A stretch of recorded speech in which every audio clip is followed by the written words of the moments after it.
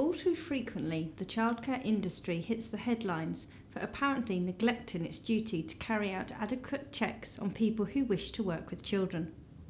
A great deal of emphasis is placed on the CRB check.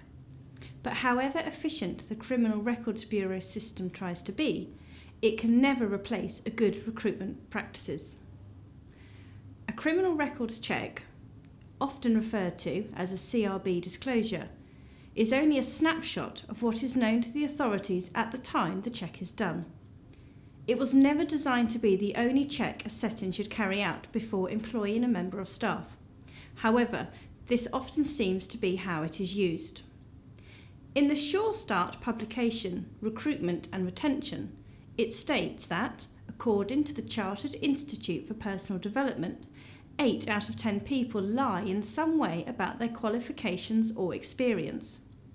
And according to the NSPCC, only about 1 out of every 10 people who pose a threat to children has a past conviction. This illustrates why it is essential to carry out other checks before a member of staff starts at a setting. These other checks should include rigorous full application form. This should include a full employment history with proper explanation for any gaps. The use of a CV allows an applicant to tell you only what they want you to know. Identification. It is the responsibility of the manager or owner of a setting to establish that a person arriving for interview is who they say they are. Settings should follow the CRB guidance on what is considered adequate as proof of identification. Qualifications. If an applicant claims qualifications or experience, ask them to prove it. References. Never accept references handed to you by the applicant or those addressed to whom it may concern. Use a pro forma reference request and send it directly to the named referee. Ensure that key questions are answered and follow up any missing or ambiguous information. Remember, it is not illegal to give a negative reference, but any statements made must be grounded in provable fact and not personal opinion. Referees should be professional and not solely family or friends. List 99. A List 99 check is automatically carried out as part of the CRB process, and it identifies people who are barred from working with children. It does not provide any other criminal history. If a CRB has not been returned by the time you require the member of staff to commence employment, the List 99 check must be done separately.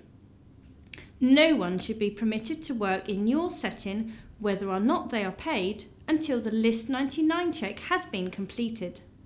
Even then, they must not be allowed to have unsupervised access to the children until a satisfactory enhanced CRB disclosure has been received.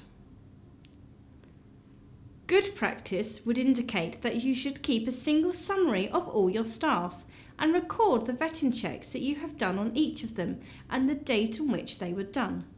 This will ensure that no one can slip through the net. If you have not been able to verify key details, you should postpone the employee's start date until you have. Once you have staff who have completed the recruitment vetting process, you should put in place procedures to ensure that they continue to be safe to work with children. We must never forget that at the heart of all the policies and regulations surrounding employment of staff is the vital role that childcare workers have to play in safeguarding children.